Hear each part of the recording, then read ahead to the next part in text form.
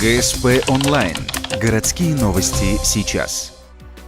Вторник, 10:30. Дом номер 5 по улице 40 лет Коми. Здесь живет ветеран Великой Отечественной войны Мария Харитоновна Артеева. Депутат городского совета Константин Пивоваров пришел узнать, чем помочь пожилой женщине. Глядя на миниатюрную спокойную бабушку, с удивлением узнаешь, что она прошла всю войну в составе 2-го Белорусского фронта. В 43-м ее призвали в Красную армию, воевала связистом. Награждена орденом Отечественной войны и медалью за победу над Германией в Великой Отечественной войне. Биография, что ни говори, вызывает уважение.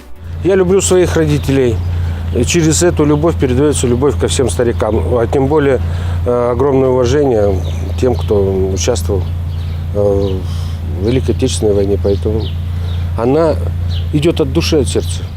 С 1949 года Мария Харитоновна живет в Ухте. Город заботится о своих ветеранах и в преддверии юбилейного Дня Победы готов помочь, чем нужно. Например, Марии Харитоновне проведут в квартиру современное кабельное телевидение. В придачу к нему новый большой телевизор. Ясное дело, все бесплатно. Теперь парад на Красной площади 9 мая бабушка 6 внуков и 3 правнуков увидит во всей красе.